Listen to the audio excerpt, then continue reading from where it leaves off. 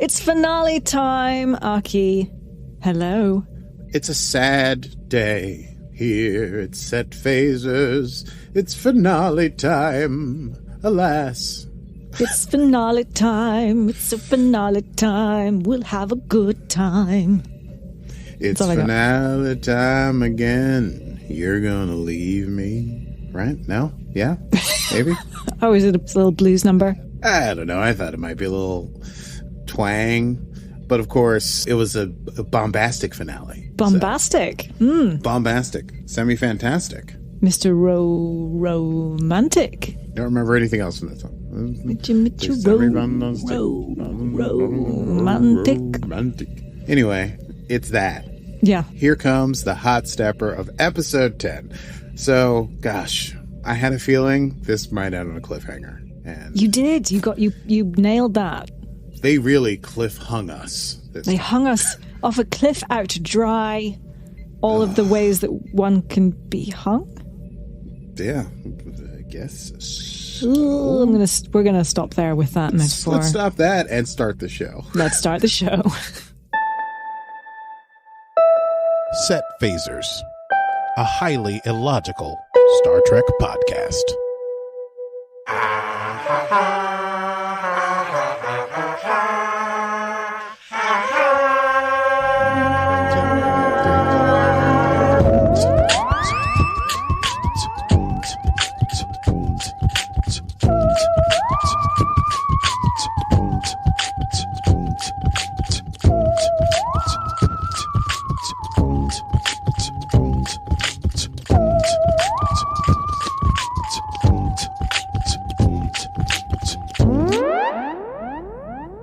Yeah, welcome into the program, ladies and gentlemen. We are talking about episode 10 of season 2 of Star Trek Strange New Worlds season finale entitled Hegemony. What does that mean? I didn't Google it. Hegemony. It's like it's a rule by not quite a do you know? Tyranny. Okay, you do know. I do. I don't know exactly how to describe it. Hegemony of something is like sovereignty plus. I don't know what you would call it. Should we Google it? Let's Google it. It implies not good. If you want to know, you can Google that. And our survey says leadership or dominance, especially by one country or social group over others. Aha, so it's like what the Gorn are doing. But today's stardate is stardate 421-00811.1. And we're talking about this. The show is called Hegemony or Hegemony. I don't know. Do you still have that page up? How you pronounce it? It says, well, I can't bloody read this. Hegemony. It's really hard. You sounded like it's got like Forrest Gump just now. Because it's got like backwards E's and upside down E's. I don't know what the hell that means. Hegemony. Does it have a... oh, wait. Hegemony. There we go. Hegemony. Hegemony. Hegemony. This is what Google says. Hegemony. Yeah. Hegemony. So Hegemony. It's just a relaxed voice. Uh-oh. Hegemony. It looks like we're under a hegemony of cannibalistic monsters. I know. I don't really know how you use that in a sentence. I will affect to use it multiple times. Oh, here we go. Germany was under United Prussian hegemony after 1871. Maybe you should work for dictionary.com or Merriam-Webster or wherever you got that. Yes. But I shall not be doing that, much as you might want to hear me as the voice of your Google Maps. Why won't you do that? This is a stand you're taking? I just don't trust it. I just don't know where it would go. People could make me say anything. That's true. But that's true. We have a podcast. I mean, listen, epic dropper of curse words, you. Yeah. And often with you really deliver on a cuss. Fuck! You don't hold back. No. I remember one time you said tits. I can't remember why. And it stays with me. It was Tits McGee, wasn't it? I can't remember, but the way you said tits, it's like it'll be with me on my last day alive. Okay, well, that was a nice little digression. Oh, yeah, let's run it down. It's time to run it down. Can you run it down for me? What just happened? Can you run it down for me? I will say we are a delight of a duo. We are a delight of a duo. Yeah. I enjoy listening back. And I can curse too. I know how to say tits. I can say it. I just can't say it the way you said it. It sounds cool when you say tits. Tits. I don't know how to feel about what you just said. Where am I? Oh, yes. So, Nurse Chapel. Remember the episode? This is Set Phasers, everybody. A highly illogical Star Trek podcast. Nurse Chapel's on the Cayuga because she's headed to her fellowship with Dr. Corber. Corber? I'm not going to Google it. Corby, that's what it is. And they're on this planet called Parnassus Beta, which is like a colony just outside of the Federation that chooses to live as humans did in the like 50s or something. Very small town Mad Men vibes before microchips, basically. And they're doing stuff, the Federation's there doing stuff like giving them vaccinations and helping them with food and basically helping them with their hard lives, which is very strange that they'd be like, we choose to live this quasi-agrarian, early industrial 20th century lifestyle, but we do love it when a starship beams in with supplies. Why would you do that? Outside of Federation space, you weirdos. And so the Cayuga has Captain Betel at the helm.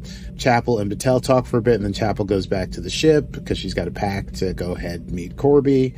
Pike calls Betel on her cell, I like to think. FaceTimes her. I thought it was an iPad. Yeah, whatever, but it's 60 years ago, 50, 20, 80 years ago when Star Trek aired? 60. That can't be right. No, 69. What was 69? 62. 62? 65, right? Okay. 62. Oh, wait, no. I did 55. that math all wrong. 60, almost 60 years ago. Yeah. When Star Trek first aired, people's faces being on things seemed insane. And now it's completely regular. And so it's a weird context to see like Pike call Betel and they're like FaceTiming. Even the way she was like walking around the planet like, hey, oh, hey. And he's like, hey, I miss you. And so, anyway, I enjoyed it. Their signal's jacked up and then they lose the signal mid-call. And Pike, looking at his wayfinder, tries to figure out what's going on. Meanwhile, on Parnassus Beta, Betel learns that all the comms are out. And then a shuttle careens through the atmosphere, a Starfleet shuttle of some sort, and crashes. And then as they try to deal with that, they see a huge vessel pulling down into the atmosphere. Pike goes to the bridge. The Enterprise gets an emergency transmission from the Cayuga. Hey, guess what? They're under Gorn attack. Finally, this whole episode. Gorn! This whole season, we've been wondering when the Gorn were going to attack. The Gorn attack was the Chekhov's gun of season 2 of Strange New Worlds. For those of you who've had a classical education in the theater. Pike goes to talk to April. Technically, Parnassus Beta is outside of the Federation's jurisdiction, so don't cause a war. He caution. Pike says, sure, I got that under control. Yellow alert, let's go. They head out to Parnassus Beta. They arrive, whole lot of space debris, and the Cayuga is fairly well destroyed, except for a big chunk of the saucer section, but it's jacked up. There's a counter frequency that the Gorn are emitting that is making all frequencies not work. So they can't use comms. They also can't transport people. La'an says it's a weapon the Gorn have to render their enemies blind. And there's an incoming warp signature. We get a red alert. Red alert! Beautiful, beautiful. I suspect both of us have a quotable moment from Una about red alerts. It's probably one of my favorite lines of the episode. Indeed. So, red alert, it's a Gorn hunter ship.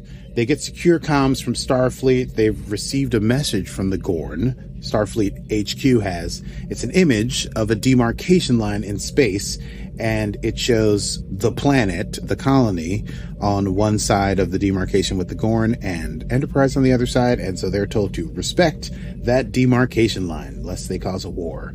Pike calls a meeting of the command crew in the ready room. He believes the Cayuga people are on the Gorn side of the line down on the colony, but he doesn't plan on leaving those people behind. He's not going to order anyone to break orders, but he takes volunteers. Basically, everybody volunteers. Sam Kirk shows up and says he wants to go because he was freaked out when he was in the landing party when they met that one Gorn on that crazy planet where Hammer died. And he wants to go back to redeem himself, essentially. Pike has Spock, Uhura, and Una stay behind to keep things level. And the rest are going to head down to the planet.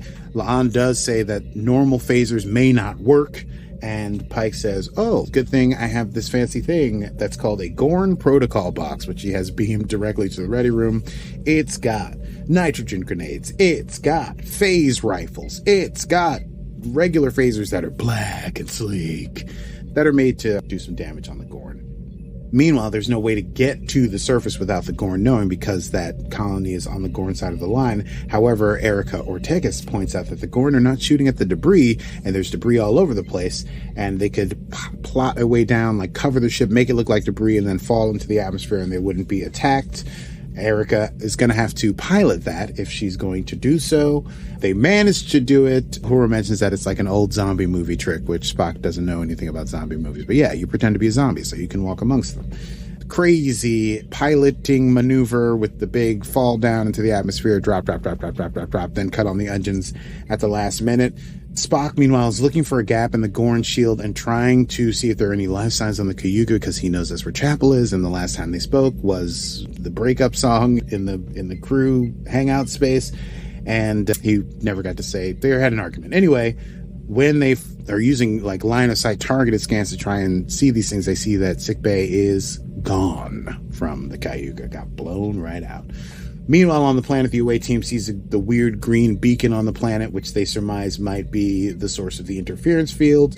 There are no baddies nearby. They go out and look at the lay of this downtown area of the colony. It looks like Starfleet tried to make a stand. There's all this rubble and bodies and stuff like that. Then a Gorn youngling approaches, and they manage to kill it with their Gorn weapon.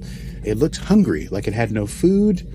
And they wonder what's going on, and there's more bogies coming, dozens, but they're all younglings. They take cover in a barbershop, and La'an notes this is weird behavior. They should be fighting for dominance, not all gathering together. It's a strange thing that's happening. Uhura goes to find Pelia to ask for her help because she has a crazy idea that she just might think works. And Pike wonders, meanwhile, on the planet, these younglings are acting different. Perhaps this means that there's different kinds of behavior, means they can communicate. He's ever the optimist. Sam manages to find some weird anomalous human signal coming from down the street. And the Gorn younglings have moved on, so they go to down the street. They find a weird box that's making the noise. They pick it up, and a force field drops.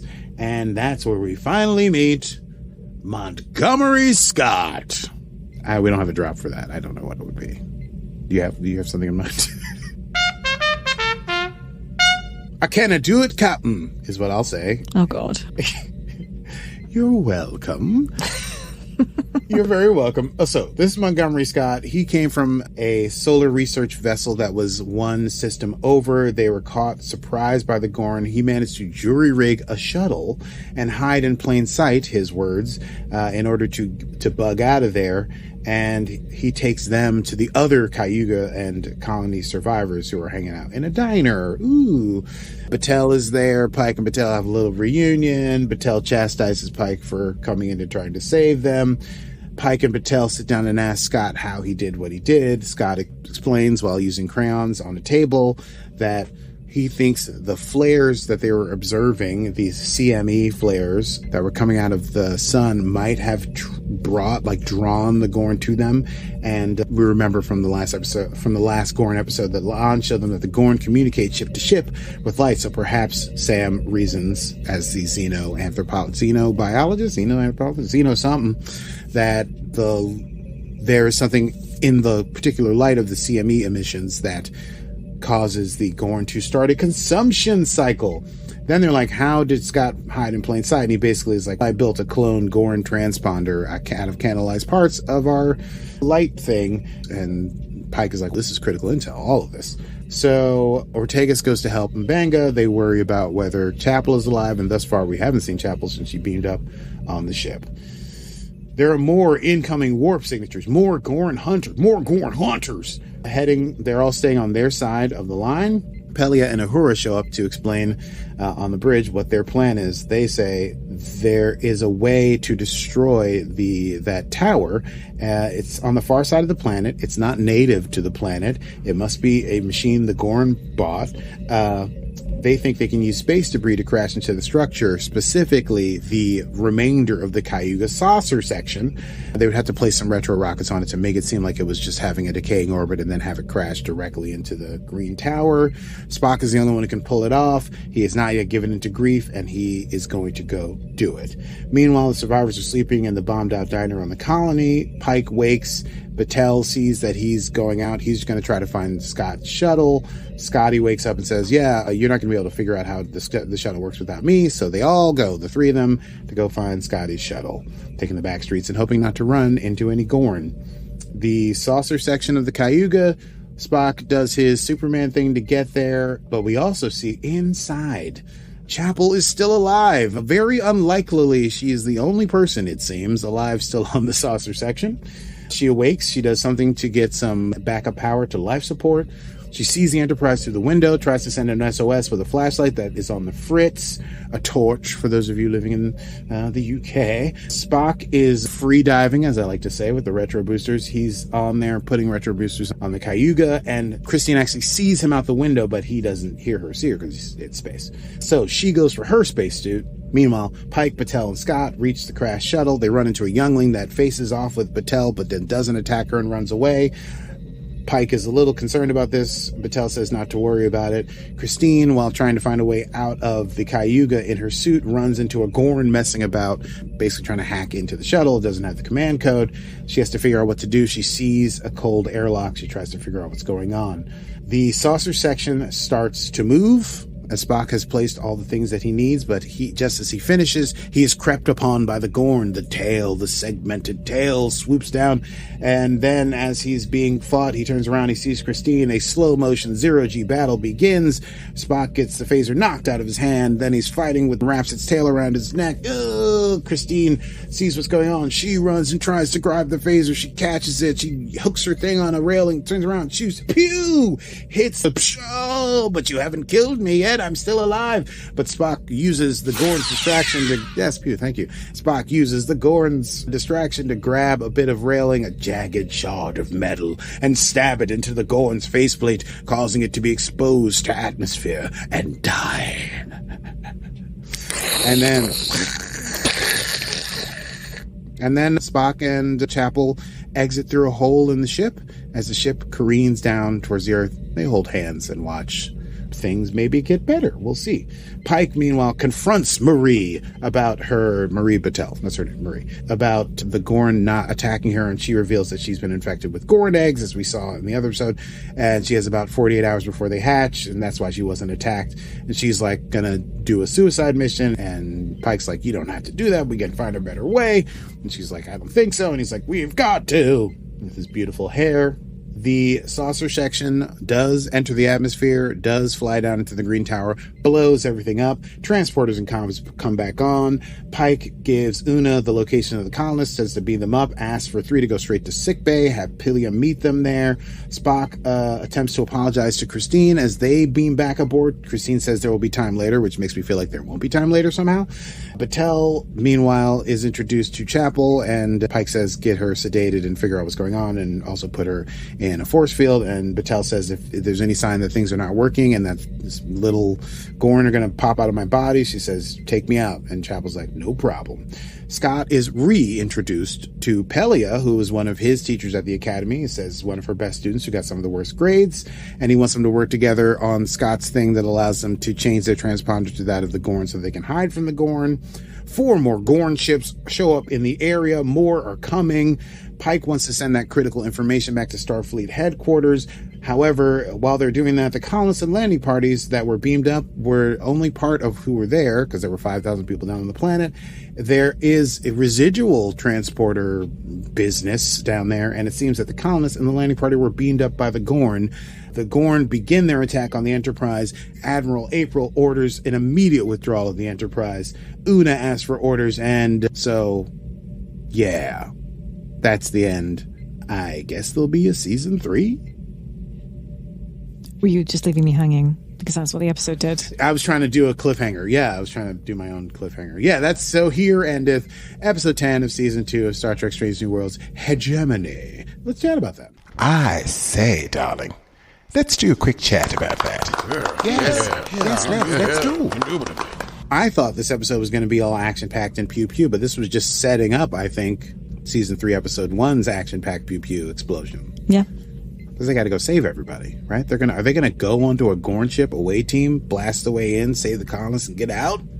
I guess. For all of the action that you could have seen, they showed relatively little, but I think it's because they didn't want to do too many like special effects that were fake, because the Gorn were real, were not CGI'd to the nth degree. There was a little CGI in there, obviously, but they were what do you call it? Prosthetic creature things. Prosthetic creature things. Prosthetic creature things. I also felt like either this episode's going to erupt into chaos, or we're going to get some sort of cliffhanger. I always thought maybe they're going to be lost out on the planet or something. So it's cool they all got back to the ship and everyone's together, except all the colonists and some of the away team, right? Because Sam might still be with the colonists. Yeah. And Lon. Mm-hmm. Who else? Oh, and Mbenga. So you got Sam, Lon, and Mbenga on the Erica. Gorn vessel. And Erica, no! Who's going to fly the ship? She's Erica Ortegas, and she flies the ship. She flies the ship. Yeah. I'm Erica Ortegas, I fly the ship. I have to ask the most... Maybe this is... I don't know how we've gotten around this question right. The Gorn... Yes. Big lizards. How have they developed space technology? I'm sure that there is a degree of intelligence. But to me, it's only like dinosaur-level intelligence, like raptors. They're giving me raptor vibes. So they can communicate with each other, they can hunt, all of that stuff. But I'm not seeing them at the level of space exploration. So I'm not clear how, with their limited appendages, they have created space exploration stuff. Because they're so hungry. They figured it out. No, I honestly don't know. It feels like they're trapped by canon, right? Because the original Gorn was a dude in a dinosaur suit. Yes. So it's like, all right, we can't do that because that'll look terrible. So do you remember I I superimposed that Gorn onto one of your album covers? Yes, I certainly do. That was one of my favorite things. It was a great thing that very few people got, but the people who got it all the way, they were very excited about the Gorn. Mm-hmm. Yes, you put it on the obviously cover. I liked it, and also that cover of that record has a bit of a Gorn planet vibe to it. So which was why it was good. Okay, all right. I'm just appreciating it from all levels. I just wish you guys had done it. Listen, it's an uphill battle. You can only lead horses to water. You can't make them drink. You know what I mean? I mention Star Trek every day. Okay, on the bus, I mention it every day. They know who I am. Yes, they know who you are. That's so nice. But that doesn't mean that they're like, great, let's do a Star Trek themed album cover. But fair. Maybe. Yeah. I don't know. I hold out hope. Anyway. So that makes sense. That maybe they didn't want to spend so much on Gorn stuff. But also I think maybe they don't quite know how they want to do full adult Gorn. Like this was the first adult Gorn we ever saw. Yes. We'd only seen them pull people into dark corners to be eaten. That's right. So I'm curious how that will manifest when if they're going on to the Gorn ships. We're gonna see how these Gorn develop spaceflight. And I think they have 4 fingers, but one is opposable, like a thumb kind of deal. That's what it looked like when the big Gorn was messing with the pad. Yeah, okay, fair enough. Yes, Spock and Chapel back together, but unresolved, and the there'll be time later thing makes me feel like there simply will not be time later. Will Betel erupt into tiny Gorn and then have tiny Gorns on the Enterprise, which would be disastrous? I hope not. I want them to save Betel. I love this burgeoning relationship with her and Pike. Yes, Pike is finally opening up. He said he missed her. It's beautiful. It's beautiful, isn't it? That's about it. It's a cool episode. It's great, and also sucks that it ended on a cliffhanger. My favorite thing was the first, because this is important. Okay. This is important for Star Trek. This is history being made. It was the first Scottish actor to play Montgomery Scott. Very important, yes. The first authentic Scottish accent to be uttered from the character of Montgomery Scott. Indeed. And I thought a great Scott casting, too. Very amiable and very Scott-like. They really did a good job. It was unexpected, for me anyway. I don't know if you had advance warning. I didn't know Scott was going to show up. I had no idea. And when I saw him, I was like, oh, that's him. That's Yeah. Scotty. Oh my God. Yeah. I wrote, is this Scotty? And then I wrote, yes, this is Scotty. It was great. And he's brilliant the way Scott should be. And I love the tie-in with Pelia. It's like they threw a football from 9 episodes ago to be like, Pelia taught everyone at the academy. And so, boom, here's one of her best students, Scott. She's had some good students who didn't grade that well, including Chin Riley. Yeah. She was teaching mostly engines, but it's weird that that an engineer like Scotty would have done poorly in her class. But she calls him a best student. Maybe she seems like she might grade somewhat idiosyncratically, don't you think? Fair. I wonder perhaps if he was, I don't know. What was it about him? Was he a bit of a clown in class? Did he just not follow the assignment and create better things? Not really sure. That would be my imagination for Scotty, right? That he kept improving on things in perhaps disastrous ways, like maybe too much, and therefore got a lot of C's. Maybe. We shall find out, I hope. It does seem indicative that if you do poorly in Pelia's class, you're going to do great things in Starfleet.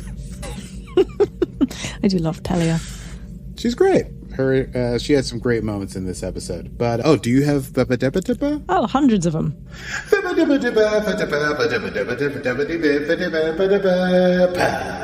Hello, and welcome back to Zed Phasers. We go immediately now to the Easter egg desk with Stevie Mann. Stevie, how are you today? Well, hi there, Ruggy. I am well. What a plethora of Easter eggs we have for you today. We had kind of 2 Trek tropes. So we're saving a planet, and we had colonizers who decided to colonize a planet in the style of a Western movie. Boy, oh boy. That's so TOS. Yep. So TOS. Ridiculously TOS. It's very funny. In fact, I think it was probably one of the early TOS episodes I saw that scared the shit out of me. So we had Dr. Corby. He gets a nice little mention. And we obviously some foreshadowing and like what's happening with Chapel and Spock? Are they going to be long distance while she does this thing? I don't know. We don't know. But they are my favorite couple ship. I love them. Space traveling and keeping time. Chapel jokes that in space, does anyone ever get there when they say they will? Hello. This slightly lampshades the idea that warp drive is inherently a type of time travel. In the first TOS episode, The Cage, Pike refers to warp factors as time warp factors. And in the same episode, Tyler says that the time barrier has been broken by Starfleet technology. And this nomenclature was dropped after The Cage, but essentially the concept remained the same. Ha! Mariners, at the Opelian Mariner's Keystone, we get a nice little view of that. The Gorn behavior. Now, La'an notices, and perhaps this is some foreshadowing, La'an notices that the Gorn aren't behaving the way they should be, saying they should be fighting for dominance, not working together, referencing both Memento Mori and All Those Who Wander, in which we learn about how La'an escaped the Gorn and lost her brother. And Pike suggests perhaps there's something about the Gorn we've yet to discover, so maybe his optimism could be read as foreshadowing the events of Arena in TOS, in which Kirk refuses to kill a Gorn and makes peace. So, we shall see. We shall see. Maybe they're evolving. Who knows? Martin Quinn, Montgomery Scott, the first Scottish actor to play Montgomery Scott in the history of Star Trek. Hello! I love it. Anyways, he reveals that he's a survivor from the Star Diver. Martin Quinn, he's fabulous. This is the earliest version we've ever seen of Scotty in the Prime timeline.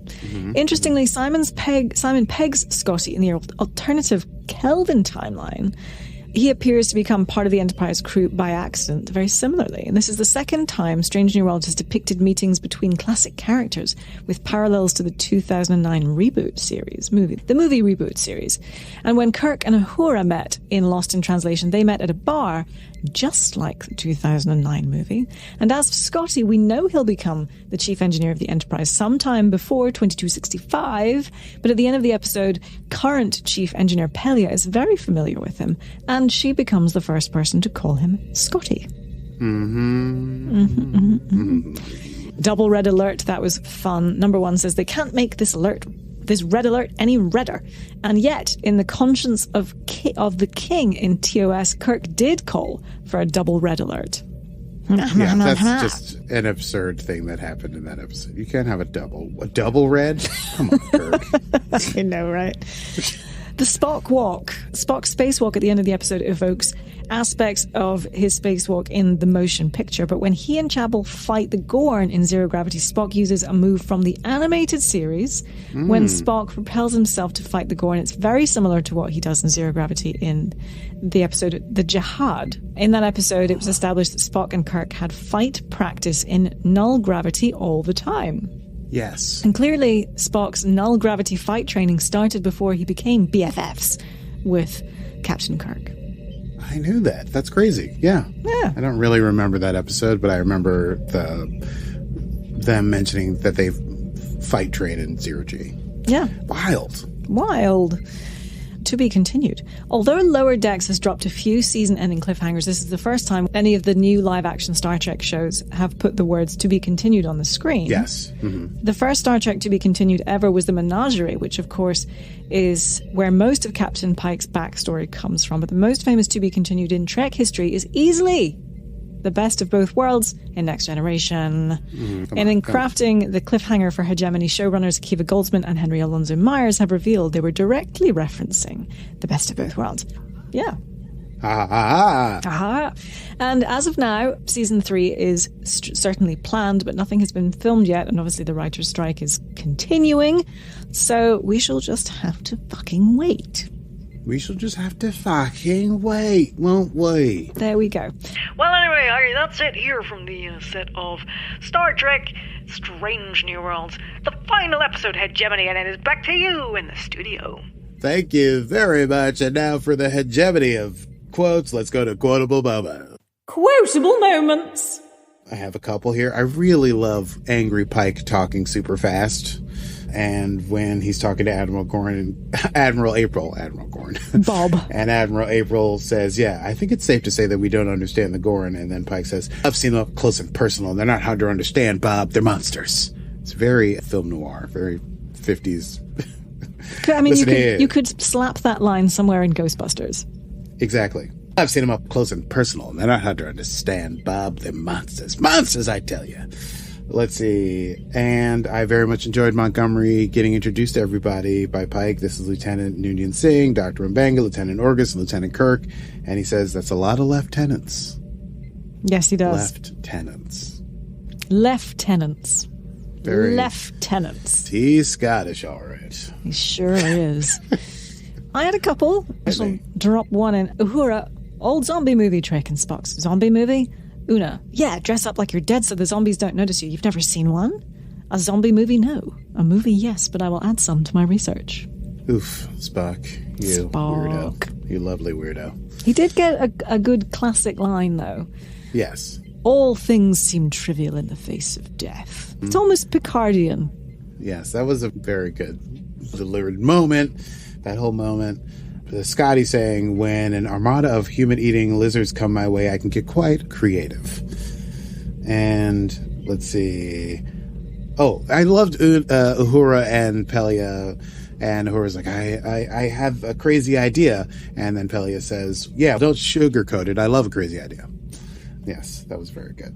I feel like some of the engineers, like with Jet and everyone, they just get some of the best lines and they get to be super quirky. Because they're always so busy. Yeah. Out with it. I'm working here. Out with it. You wee animal. Do you remember in the Montgomery Scott in the reboot? Yeah. His little helper. I love that. Yeah. It was a very strange but wonderful addition. You wee green man, you. Yeah. Come on. His little teddy bear assistant helper friend. And then finally Pike saying to Betel, if you didn't want me showing up unexpectedly, you shouldn't have hung up on me. So there. Beautiful. Almost a little kissy almost moment. A little. I knew you were going to work that drop in somehow. Yes.